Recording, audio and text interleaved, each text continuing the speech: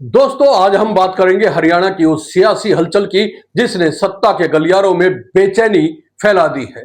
गुरुग्राम से बीजेपी सांसद और केंद्रीय राज्य मंत्री राव इंद्रजीत सिंह की डिनर डिप्लोमेसी क्या एक नया सियासी मोर्चा खोल रही है? क्या मुख्यमंत्री नायब सिंह सैनी के लिए यह एक सीधा राजनीतिक संदेश है या सिर्फ एक इत्तेफाक? क्या राव इंद्रजीत अब खुलकर अपनी सियासी जमीन मजबूत करने में जुट गए हैं? क्या वे यह डिनर असंतुष्ट विधायकों को एक मंच पर लाने की कोशिश है? क्या अहिरवाल बेल्ट में बीजेपी के भीतर घमासान तेज होने वाला है? क्या पार्टी आलाकमान के सामने यह शक्ति प्रदर्शन का नया रूप है? और सबसे अहम सवाल, क्या राव इंद्रजीत खुद को हरियाणा का अगला मुख्यमंत्री मानने लगे हैं? आइए इन सभी सवालों के जवाब तलाशते हैं इस वीडियो में। नमस्कार दोस्तों, मैं हूं प्रदीप डबास। दोस्तों, 18 जून की रात चंडीगढ़ में एक डिनर होता है। यह कोई आम डिनर नहीं, बल्कि हरियाणा की सियासत की धड़कनें तेज करने वाला डिनर था। इस डिनर में दक्षिण हरियाणा के 11 बीजेपी विधायक और एक कांग्रेस विधायक शामिल होते हैं।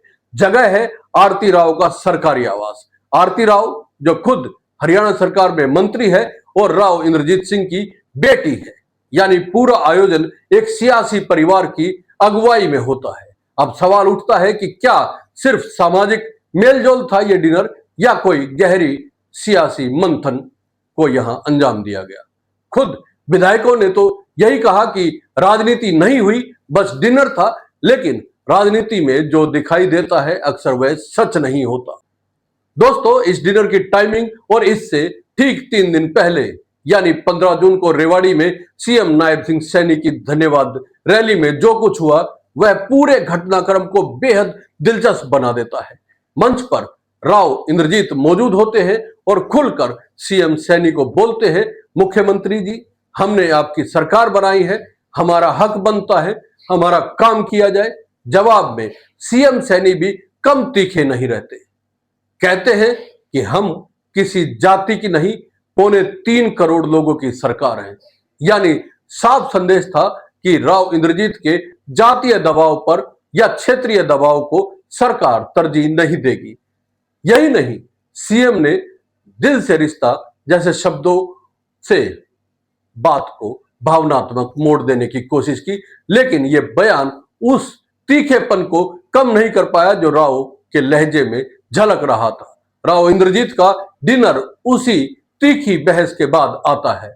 इसमें शामिल विधायक भले ही कहे कि राजनीतिक चर्चा नहीं हुई, लेकिन राव का उसी दिन आया एक पॉडकास्ट इंटरव्यू इस दावे को कमजोर कर देता है।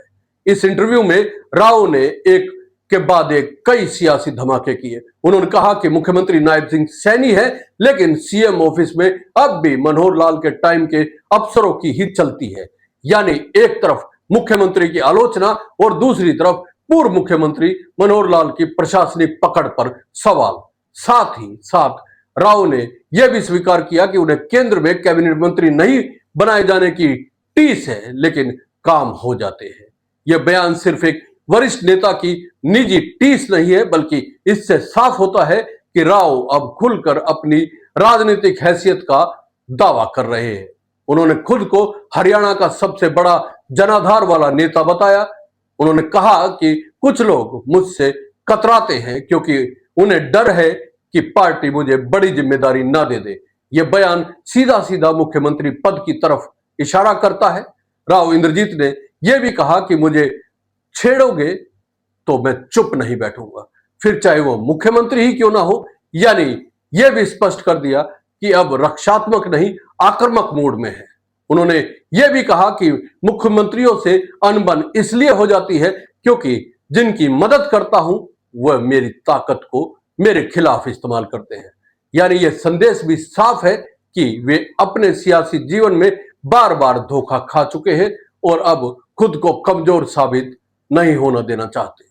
राव की डिनर डिप्लोमेसी कोई नई रणनीति नहीं है। कांग्रेस में रहते हुए भी उन्होंने इस तरह की अपनी सियासी ताकत का प्रदर्शन किया था।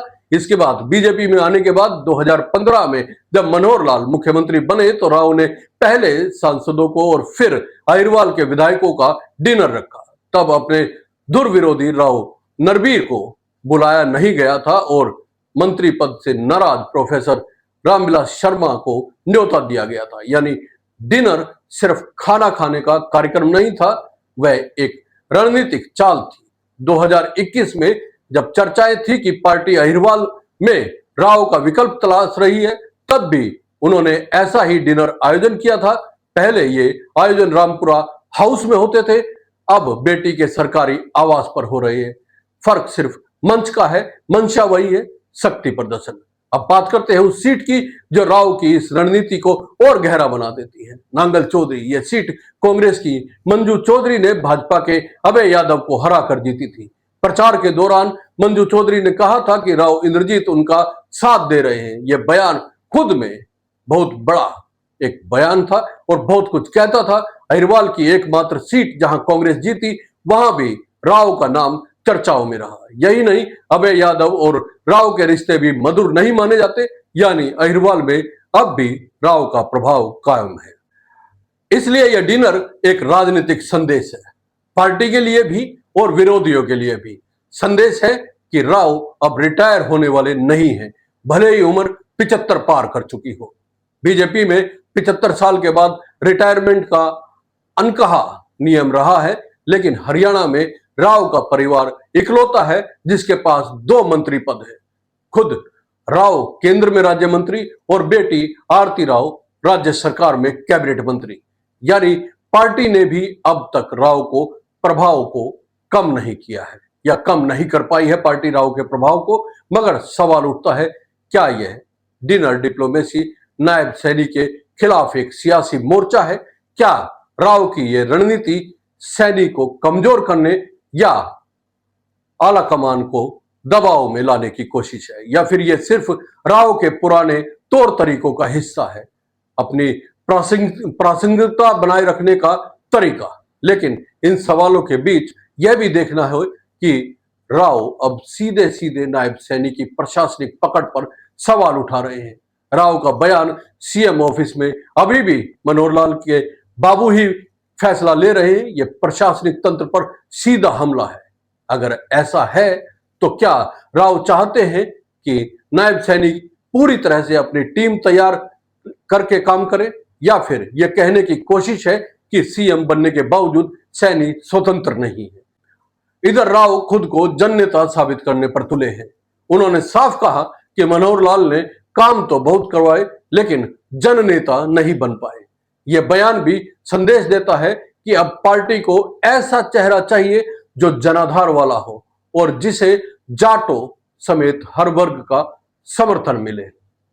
अब सोचिए, एक ऐसा नेता जो खुले मंच पर मुख्यमंत्री को ताना मारता है, अपने प्रभाव में विधायकों को एकजुट करता है, खुद को सबसे बड़ा जनाधार वाला बताता है, क्या सिर्फ सादगी से डिनर कर रहा है या फिर वह अपने आने वाले समय के लिए खुद को तैयार कर रहा है? राजनीति में संकेत ही सबसे बड़ी भाषा होती है और राव इंद्रजीत के इस डिनर में बहुत कुछ कहा गया है, बिना कुछ कहे वो भी।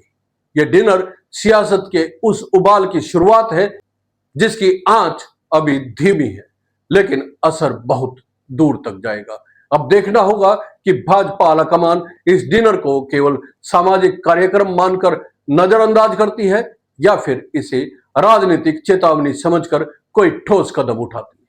आने वाले हफ्ते और महीने हरियाणा की राजनीति में बेहद दिलचस्प होने वाले हैं और हम आपको हर अपडेट इसी तरह विस्तार से पहुंचाते रहेंगे।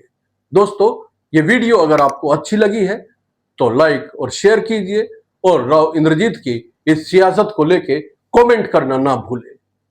चैनल को सब्सक्राइब करें। नमस्कार, जय हिंद।